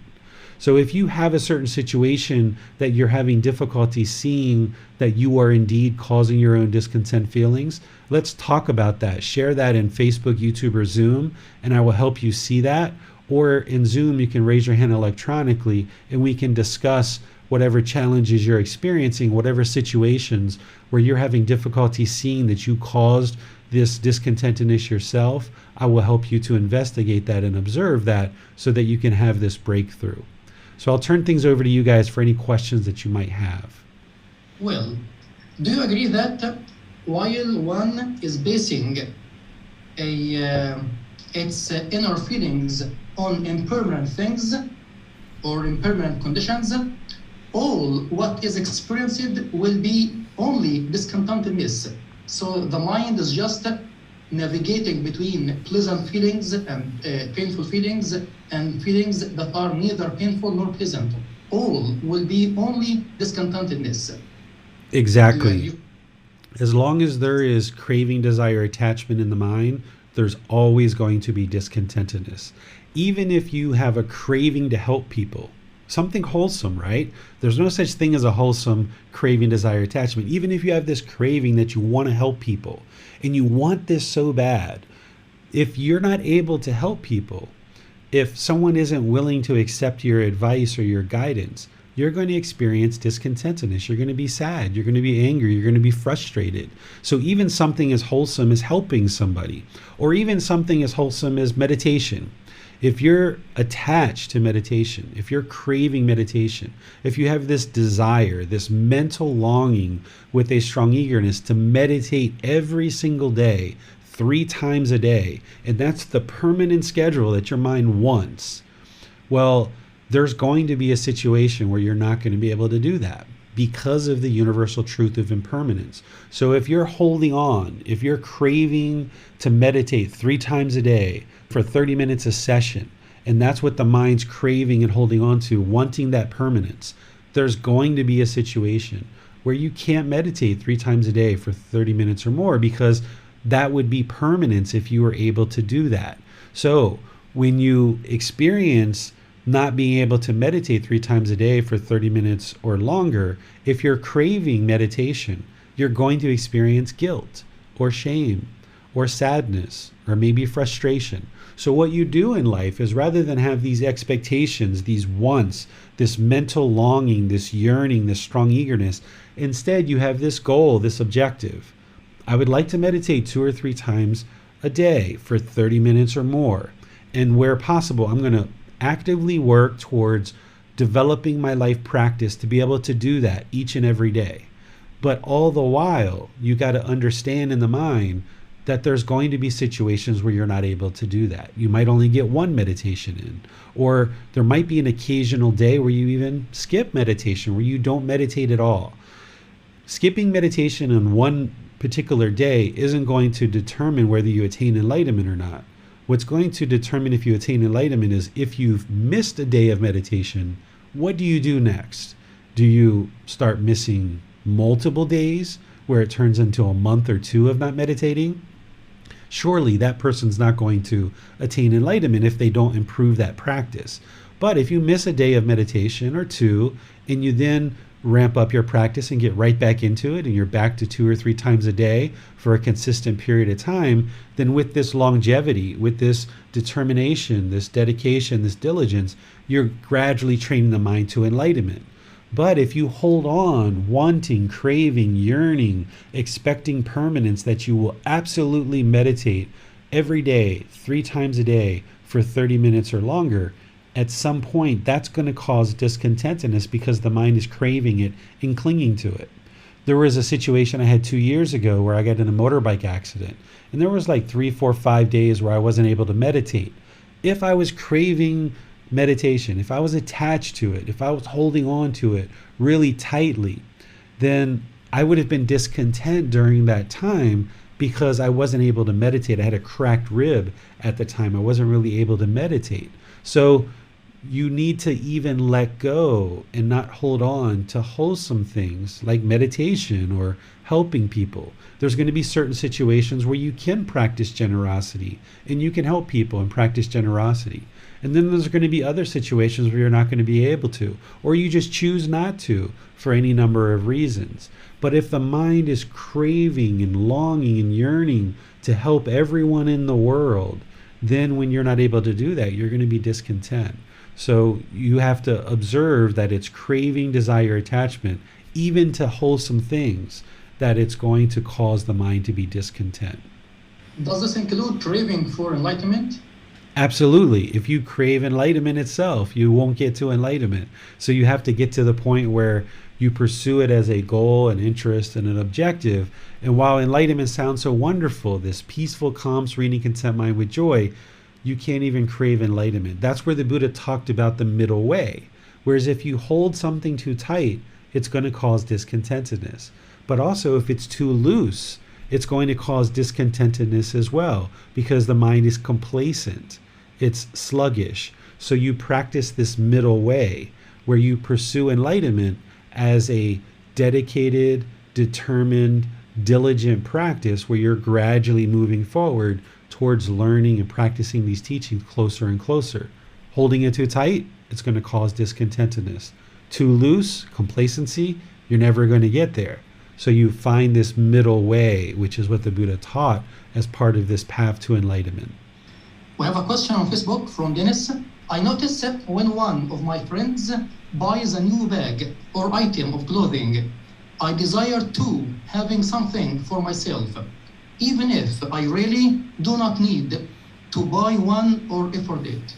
Yes, this is a perfect example of how craving, desire, attachment, mental longing with a strong eagerness causes discontentedness. The mind sees that new handbag or a new pair of clothes or a new jacket or new shoes, and now the mind is longing for it. It's having this yearning, this strong eagerness, and it thinks if it just gets that handbag, it'll create this permanent happiness in the mind, and that's all I need is that shiny new object around the corner. And if I just get that shiny new object around the corner, it will create lasting satisfaction. So what the mind does, this unenlightened mind, will pursue and pursue and pursue that craving, desire, attachment. It'll acquire that new handbag or that new jacket or the new shoes, and it will experience these pleasant feelings. But they're temporary. They fade, and then the mind's looking around. What's next? What's the next shiny object around the corner that's going to satisfy this mind? And now it pursues that, and it chases the objects of its affection. It wants that, and now it grabs onto that, and it experiences pleasant feelings.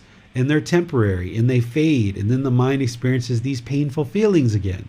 And now the mind's on the lookout for what's the next thing. And it's this constant cycle that the mind keeps going through, constantly pursuing the objects of its affection through craving, desire, attachment, never getting to lasting satisfaction or being satisfied with what is because of this longing, this yearning, this strong eagerness. So the way to solve that is to eliminate this craving, desire, attachment in the mind along with other things in order to train the mind to be peaceful, calm, serene, and content with joy, to be satisfied with what is. That instead of having this craving for the new handbag that your friend has, instead practice sympathetic joy, where you're pleased for their success, even though you didn't contribute to it. Rather than having jealousy that arises, craving, desire, attachment, instead just be like, oh, I'm pleased for them. They got a new handbag. But I don't necessarily need to have that handbag. I can attain this peacefulness, this calmness, this serenity of mind, this contentedness and this joy just based on what I've got right here. I don't need to long with this strong eagerness for that handbag, because even if I get that handbag, those pleasant feelings are going to fade anyway. So why just work and chase after all of the objects of our affection when we can just be satisfied with what is? We can take care of our food, water, clothing, shelter, and medical care.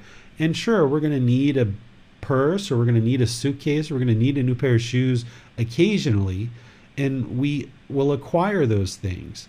But it's when we base our inner feelings, wanting those pleasant feelings by acquiring these material objects, that arises these pleasant feelings, these conditioned pleasant feelings, that then they will eventually fade, and now the mind's going to experience painful feelings, and it's going to not like those painful feelings, and it's going to start chasing after pleasant feelings again. And the mind just keeps going through this cycle over and over and over again until you have this breakthrough of the Four Noble Truths, and you establish right view, and you see what the real problem is that the mind is chasing after the objects of its affection, and it's never satisfied, because you perhaps would like a job that has $50,000 a year. You work really hard and you build up to that job, and now you've got $50,000 a year, and the mind gets this pleasant feelings. But then they start to fade, and now the mind wants 75, and now you get pleasant feelings when you get 75, and then those start to fade, and now you want 100, 150, 200, 500,000, and the mind just keeps chasing and chasing and chasing and chasing after the objects of its affection, not realizing that it's actually causing its discontentedness, when instead you can have a certain income, be content with that, be peaceful about that, be joyful that you have an income, and just know that, okay, I've got what I need to take care of this life, and I'm going to dedicate time to pursue this career and do a good job at my work. I'm going to continue to work towards improvement in my career, but I'm not going to base my inner feelings on my salary or my bank account or what type of car that I drive or what type of clothes that I wear. So when we base our inner feelings on all these impermanent things, that's where we're welcoming in problems into the mind. And you can liberate the mind from this. You can get to freedom where the mind no longer is basing its inner feelings on these impermanent conditions. And that's where the mind is free. It's liberated. You can buy a new pair of shoes and use them. And then when they get old, okay, that's fine. You just get another pair of shoes. But you're not allowing the mind to take this great pleasure, this happiness, excitement, and elation just because of a new handbag or a new pair of shoes. Therefore, you won't experience painful feelings when you can't afford a new pair of shoes or you can't get that new handbag. So you train the mind to no longer chase after the objects of its affection, but instead just acquire the things that you need. Not about our wants and what the mind wants and what it craves, what it desires, but you train the mind to acquire the things that you need in life in order to sustain this life. And that's where you can liberate the mind from this craving. Adrian has a two-part question. The first part, you shared that the mind craves, attaches to permanence, but could this also be the mind's natural function, searching for learning, experience, etc.? This is what the mind does in the unenlightened state. When it's untrained, when it's undisciplined, it has this misunderstanding.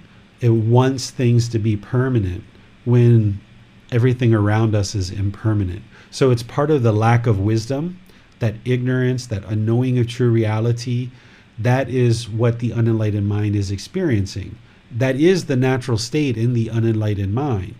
But this enlightened mind, where you get to peacefulness, calmness, serenity, contentedness with joy, that's the real natural state of the mind, that when you clear out this pollution, when you clear out this defilements of craving, desire, attachment, then you can get to a point where the mind is no longer yearning and longing for things to be a certain way, and you can be satisfied with what is. So you're right that it is the natural state in the unenlightened mind, but as long as you continue to crave for things to be permanent, then you're going to keep inviting in this discontentedness, because things can't be permanent. It's not possible for you to hold on to relationships, material objects, jobs, income, this physical body, this life, this existence. You can't hold on to any of this stuff permanently, but the mind's going to keep wanting to do that. And as long as you allow it to do that, then you're going to keep experiencing discontentedness. The second part, and could the mind's searching be satisfied through learning Buddha's teachings and meditation, or just the pursuit of knowledge in general? What antidotes these defilements, these taints, these pollution of mind is learning the Buddha's teachings. That's the learning part, that you start to then reflect on the teachings. Then you start practicing them, and it's this wisdom that liberates the mind. What's keeping the mind in the unenlightened state is essentially this unknowing of true reality. Prior to understanding the Four Noble Truths, we don't even know why we're angry. We blame everyone else. We blame situations around us. We're ignorant. We're lacking wisdom. We're unknowing of true reality. We have wrong view where we think it's others or other situations, the things around us. We blame others for causing us to be angry. And because of that ignorance, that unknowing of true reality, we don't ever solve the problem. We try to control our relationships, like our life partners and our children, our friends, our coworkers. We try to get others to do things our way, and we think that's going to solve the problem. But we can't train the whole world to do things our way. So when you discover that other people doing things a certain way isn't the problem. The problem is that the mind wants others to do things a certain way. So when you get rid of that wanting, that longing, that yearning, and that you see that all beings are just making independent decisions, and that you can let go, no longer yearning for things to be a certain way, then you can get liberated from these discontent feelings, because then you can practice this Eightfold Path and all the other teachings that the Buddha shares, where you're no longer holding on, craving for things to be a certain way. So it's the Buddha's teachings that will explain to you what all the problems are in the unenlightened mind and what the remedies are, how to train the mind to eliminate those conditions that are causing the discontentedness. And when you train the mind through this wisdom, then you develop the moral conduct, you develop the mental discipline, and now you're able to control the mind. In the unenlightened state, you can't control the mind because you haven't trained the mind. You don't even know what the problem is in the unenlightened state when you're off this path. But once you gain the wisdom of what the problem is, and then you develop this moral conduct, and then you develop this mental discipline to now start controlling the mind, instead of reacting in situations, you start responding in situations because you have control over the mind. But when we lack discipline of the mind, that's why the mind becomes angry, frustrated, irritated. It becomes shaken up. It becomes unsteady because we lack that inner discipline to control the mind.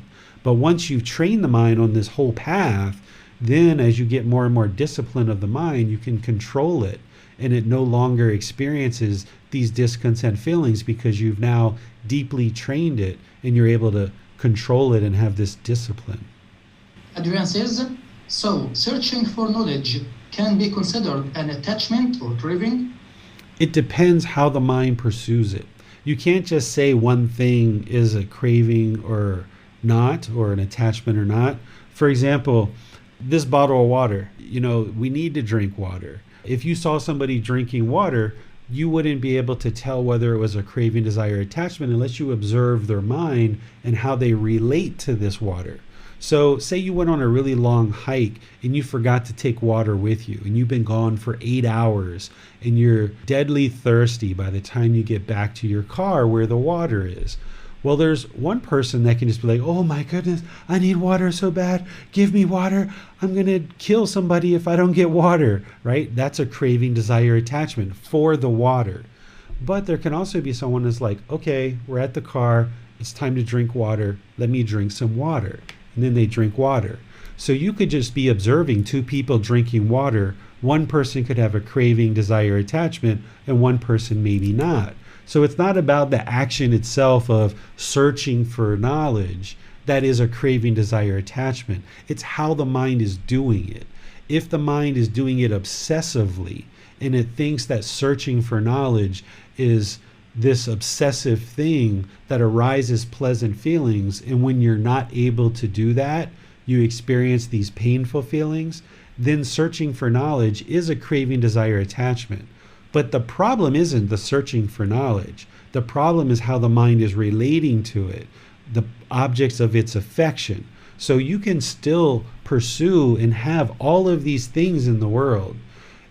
Letting go of craving, desire, attachment isn't to eliminate relationships, eliminate cars or jobs, or searching for knowledge, or eliminating new shoes, or eliminating clothing, for example.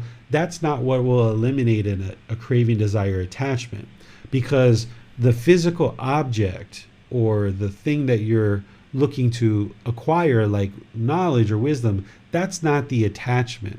The attachment is the mental longing of the mind wanting those new pair of shoes. The new pair of shoes themselves aren't the attachment, because you're going to need new pair of shoes sometimes, because your old ones are going to wear out due to impermanence, so you're going to need a new pair of shoes. But it's when the mind is longing for it, yearning for it, wanting it, having this strong eagerness, thinking that these new shoes are going to complete you and make you whole. This is that mental longing that you have to eliminate, where if you go to the store, you have an idea that you're going to buy this new pair of shoes, and you go there and they don't have the shoes, and you get angry or frustrated or irritated or annoyed. That's because of the craving, desire, attachment. But you could also show up to that store, see that they don't have the new shoes that you're interested in buying, and just be like, okay, well, is there another store close by that I could go to that has those same shoes? Maintain your contentedness, maintain your peacefulness, and just be like, all right, I'll just go somewhere else. Or, oh, okay, you don't have these shoes? When will you be getting your next inventory that I can come back and maybe buy them? Oh, next month, on the first of the month, you're getting a new shipment? Okay, I'll just come back and get them then, right? The mind can reside peaceful. So it's not the new shoe itself. It's the mind longing and wanting and yearning for it. So searching for knowledge, you can do that with an attachment or with this craving, desire, or you can do it without it. It all depends how the mind is trained. And you can have all of these things and all these possessions, all these things in your life. You don't have to give up your job, your car, your relationships to attain enlightenment. You just have to train the mind not to pursue it with this mental longing and strong eagerness. Well, seeing that we have several questions on Zoom, so let's go to Nick. Yes, teacher. Can having the breakthrough, establishing right view, help someone with substance abuse? Absolutely. The reason why we experience substance abuse is because the mind is experiencing painful feelings. It has sadness, anger, frustration. And this person, and I've done this in the past, long in the past, where the mind craves pleasant feelings. This is the whole problem. It craves happiness. It craves excitement. It craves this thrill, this euphoria. So the person who's having substance abuse problems, they're craving permanent pleasant feelings. And the mind is chasing after these pleasant feelings, and it's reverting to this substance in order to create the pleasant feelings. One of the problems that we're experiencing in society is society thinks that everybody should be happy, and you should be happy permanently. And there's this kind of expectation that happiness is permanent. But you've already experienced happiness multiple times in your life. And happiness is not permanent. It's a conditioned feeling. We can get to this unconditioned joy where the mind is always joyful, but this conditioned happiness is not permanent. So a person who is experiencing substance addiction, they're chasing after happiness. They're chasing after those pleasant feelings, wanting to hold on to them permanently. And when they realize that that's not possible, that it's a false belief, it's a delusion, it's a unknowing of true reality that the mind can actually do that, then you realize that what you're doing, chasing after these pleasant feelings through using substances, it's never going to produce a permanent pleasant feeling. Instead, you've got to eliminate the craving, desire, attachment, wanting happiness to be permanent, and instead realize that part of the process of the unenlightened mind is it's going to experience these discontent feelings until you train the mind to get closer and closer to enlightenment, where you can experience this permanent joy.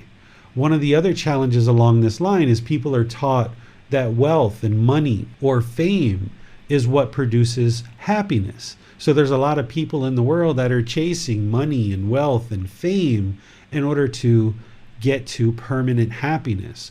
Well, if this was true, then that means everybody who's rich and wealthy will be permanently happy.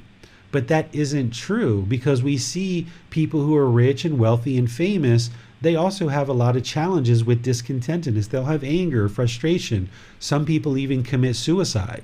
If it was wealth and fame and fortune that leads to permanent happiness, then why would a movie star commit suicide? Why would a rich person commit suicide if they were permanently happy? So you've got to understand that it's not feasible to acquire wealth or fame or acquire some object that's going to create permanent happiness. These conditioned feelings are the problem.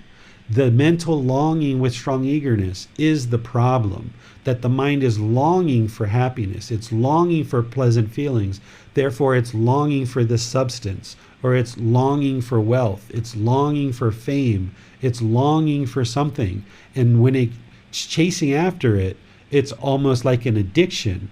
And when you stop doing that through training the mind in this entire path to enlightenment, using meditation and other aspects of the Buddhist path, then you're actually addressing the real problem, and you can get rid of substances and no longer use them as chasing after these pleasant feelings, because that's not going to produce permanent contentedness. It's just going to produce madness in your life as long as you're pursuing happy, pleasant feelings through substances that cause heedlessness.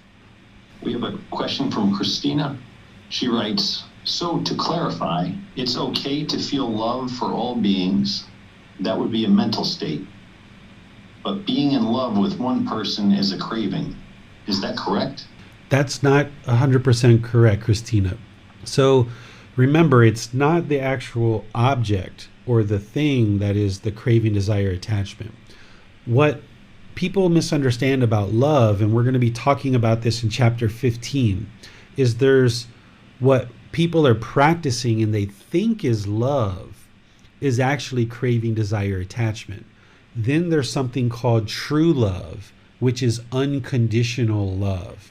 What people think is love, which is really craving, desire, attachment, is I love you, therefore I want you to be with me because you make me happy. And now I have these conditions, and if you meet these conditions, I love you. And then as soon as you stop meeting these conditions, I no longer love you anymore. I've fallen out of love with you. But that's actually not true love. That's selfishness. You might even call that conditional love, but it's not actually love. It's craving, desire, attachment. It's, I will love you as long as you meet these conditions. And one of the conditions is that you're with me.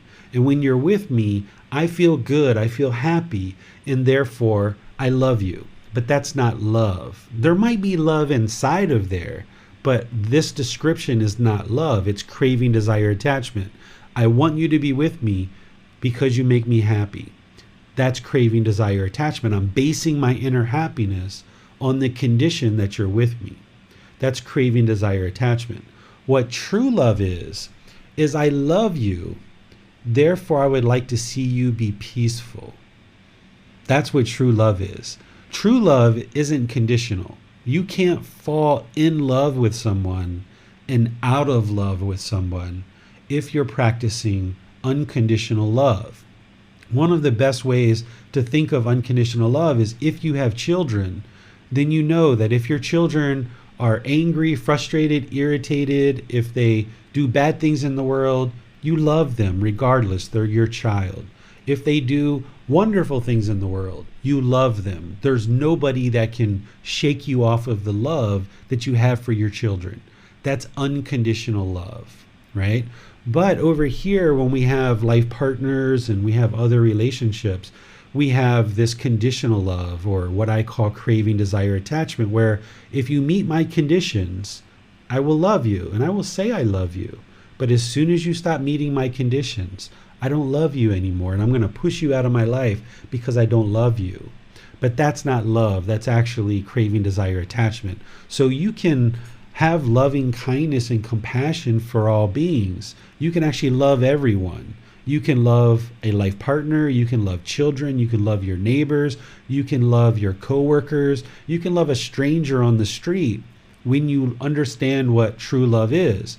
What true love is I love you, therefore I would like to see you be well. I would like to see you be peaceful. So this stranger on the street, you can have love for them. I love you. I would like to see you be well, right? But it's when you have this condition that if you treat me well, I will love you. But when you stop treating me well, I will not love you anymore. Or when you do these certain things, I will love you. And when you stop doing those things, I will no longer love you. That's not actually love. That's wanting things to be a certain way. That's craving, desire, attachment. So to get to true love, you need to just have a genuine interest in seeing all beings be well. And then you can love everybody, a life partner, children, friends, family, neighbors, coworkers, a stranger on the street. We have a question from Jim, who writes, what about the discontent from more fundamental non-material causes? Examples of injustice, racism, etc. To what extent does having this discontent motivate us to take action and work to improve the situation? So see, in that situation, you're causing your own discontentedness. You want things to be a certain way in the world. You're having craving, desire, attachment. You're having a mental longing and a strong eagerness to see everybody be loving and no one to be racist. So remember, the Buddhist teachings in this particular case are not teaching what's right and wrong necessarily, because it would be wonderful if the entire world, every single being in the world, had loving kindness and compassion for each other. It would be absolutely wonderful. But because of the universal truth of impermanence, we don't have everybody in the world that are permanently treating everyone with loving kindness and compassion.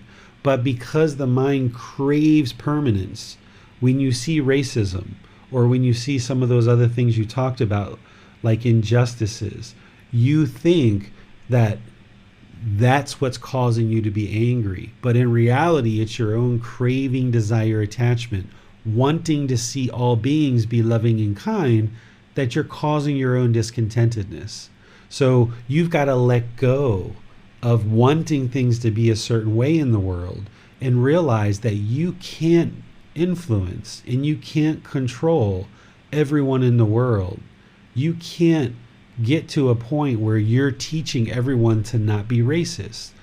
As long as there's human beings in the world, for now, when there's not a lot of enlightened beings in the world, there's going to be racism. There's going to be hatred. There's going to be corruption. There's going to be certain things that you observe that you think are not happening based on the justice of humanity's laws.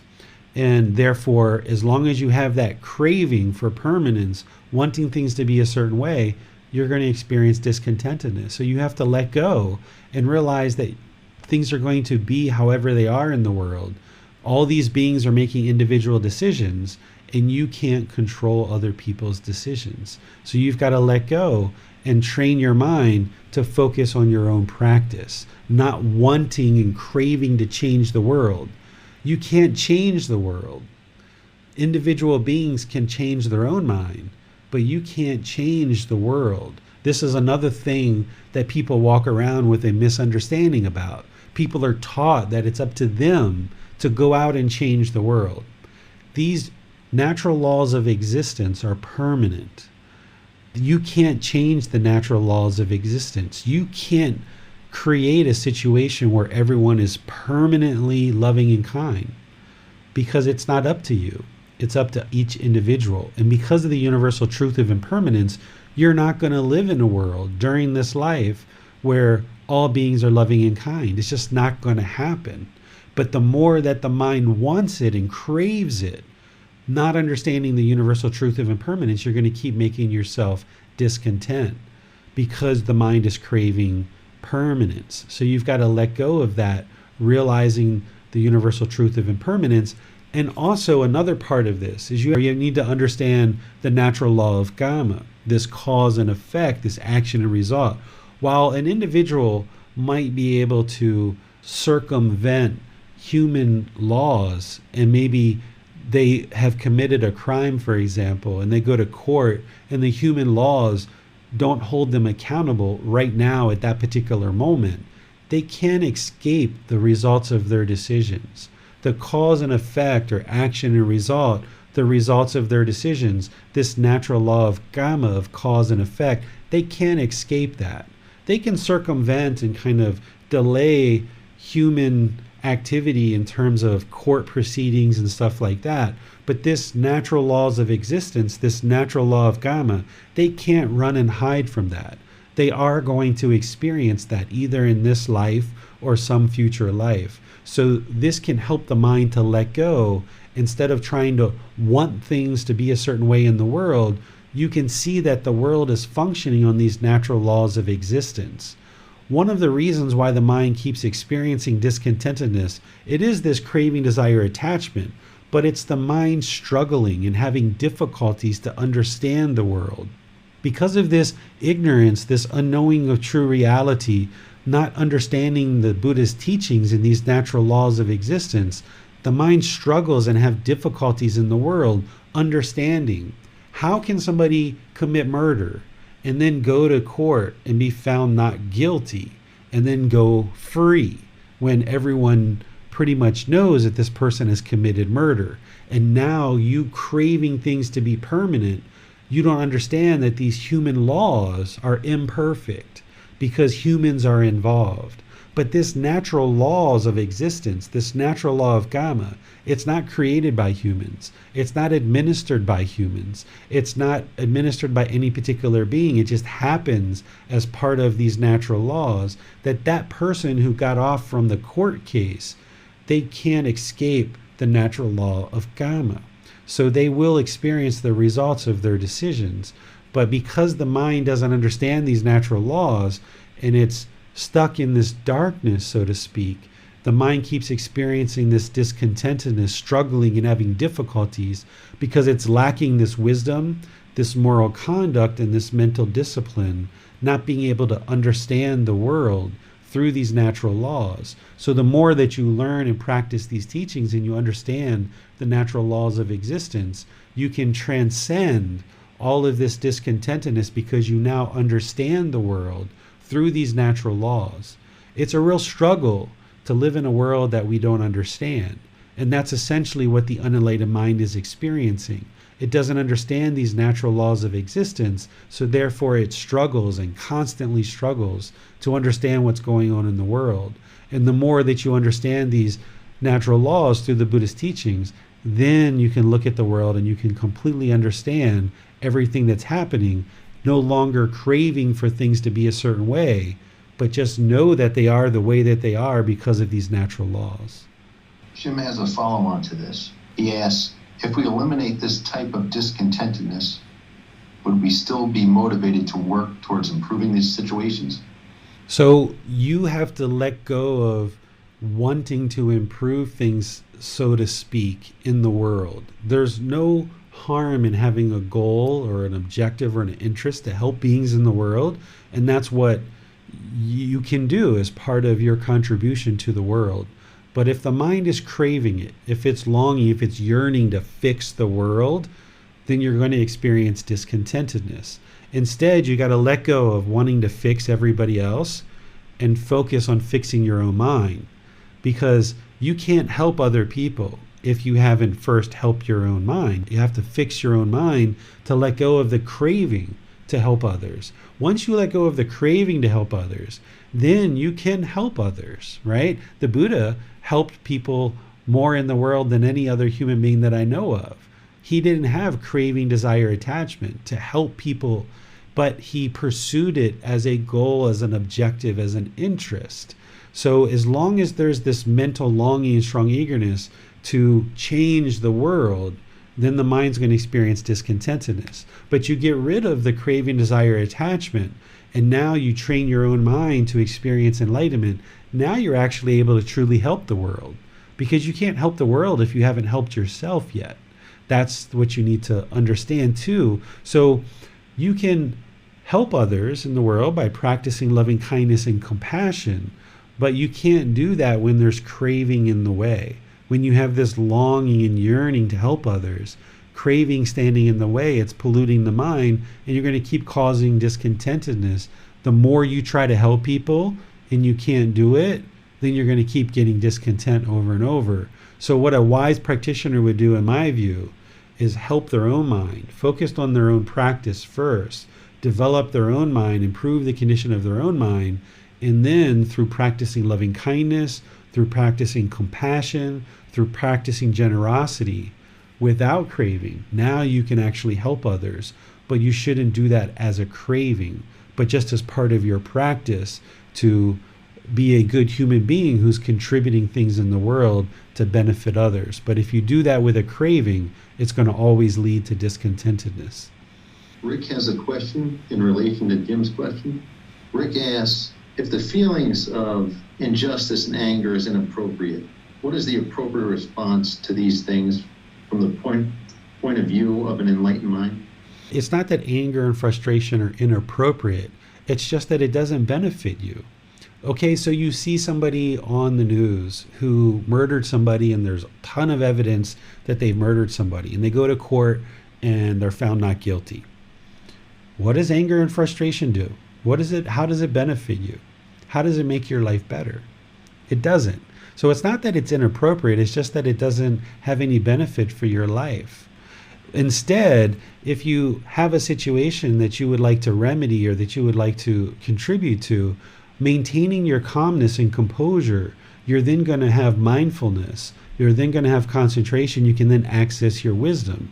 But getting angry and frustrated, even maybe throwing things at the TV or yelling and screaming, it's only going to dilute the mind and create more pollution in the mind, where now you affect the condition of the mind and the people around you. You start acting unskillfully, and you start speaking and acting in ways that are unskillful. So what an enlightened mind's going to do, if they see something on TV where someone truly murdered someone and they got off, then people would just understand, like, okay, that person might have circumvented humanity's laws in terms of societal laws, but they can't escape the natural law of karma. They can't run, they can't hide from that. So society's laws are here to kind of help people to live a certain way of life, but this natural laws of existence are a much higher law that the person can't escape from that. So if you understand and see the natural law of karma very clear, as an enlightened being, seeing somebody get off from a court case, they haven't gotten off from anything. They've maybe gotten out of that particular situation, but they can't escape the natural law of karma, that they're going to still experience the consequences of that murder. They're going to have guilt or shame or fear. They're going to have a damaged reputation in the community. They're going to have a shortened lifespan because of killing. They're going to have aspects of their life that are very difficult. They're going to have a very hard time having friends. They're going to have a very difficult time having a job and getting an income. They're going to suffer the consequences of what they did. It's just that you're not necessarily seeing it as it's actually happening. You might just be looking for a guilty or not guilty verdict, and if they get a guilty, you feel like justice has been served, and if they get not guilty, you think that justice hasn't been served. But you are not seeing the bigger picture of all the things that are going on in their mind, the discontentedness that they're struggling with, the guilt, the shame, the fear, the reputation that follows them around, the lack of ability to have an income. Go look at some of the major court cases where people have murdered and they've gotten off, and go look at what their life is like now. They've had constant problems over and over and over and over and over again, that they haven't really gotten off of anything because their mind is still polluted, and they're still struggling with all of the pollution of mind that led to them killing somebody. They're still facing all kinds of problems in their life because there's still that pollution in mind, that they vented that anger and hatred towards someone and killed somebody. They're now struggling with all kinds of other aspects in their life. So you can't look at society's laws and think that because they got a not guilty verdict that, okay, justice wasn't served, because that's just human justice. That's just society laws. Those are imperfect because they're made by human beings. But this natural law of existence, it's always there, and you can't run and you can't hide from that. Marion's looking for clarification. She writes, I've always thought it was okay to embrace my emotions for what they are with neither clinging or craving, that they serve a purpose to help me navigate life. Wouldn't responding to life circumstances be okay as long as I don't have attachment to the emotions, rather respond in an inappropriate way, knowing that it's all temporary, with the understanding that having these emotions are a human experience? If someone would like to continue to experience discontentedness, they surely can. If you feel that sadness is something that's helpful for you, or frustration or irritation or guilt or shame or any of these other discontent feelings, if you'd like to hold on to them and you feel like they're helpful, you can do that. But what I'm sharing with you is that you don't have to. You can actually get to a point where the mind is completely peaceful, calm, serene, and content with joy, no longer experiencing any of these discontent feelings. They're not helpful, in my view, that they only create more difficulties in life. That if you had the option of pressing a button, and this button you continue to remain discontent and experiencing these feelings, or if you press this button and your mind can be completely peaceful for the rest of your life, no longer experiencing those feelings, you can choose which button to press. I think that people would be most interested in pressing the button for peacefulness, but it's work to be able to get there. And oftentimes the mind creates justifications of saying, oh, well, these feelings are beneficial. But you have to ask yourself, how? How is anger helping you? How has it made your life better? Or how is sadness helping you? Or how is boredom or loneliness helping you? You can eradicate all of that from the mind, no longer needing to experience those discontent feelings. No more questions on Zoom, teacher. Okay, do you have anything, Bassam? No, teacher, no more question. Okay, so the things that the Buddha is sharing with you and that I'm sharing with you in this program are things that you most likely haven't been exposed to at other times in your life. And it can be a real challenge to understand these. You know, our mind grows up thinking that, like what Miriam said, that, you know, maybe anger is just part of the human condition and I've just kind of learned to accept it, or sadness is something that I've always thought was somehow just part of this human life and I've just kind of learned to deal with it. So the things that you're learning as part of this path to enlightenment, they're new. You haven't probably heard somebody share with you ever in your life that you can eradicate these feelings from the mind, that they're not needed. And it's a personal choice. It comes down to a personal choice of whether you choose to continue to live with discontentedness or not. And I can share with you, someone whose mind used to be highly, highly, highly discontent, that's no fun. There's no enjoyment there.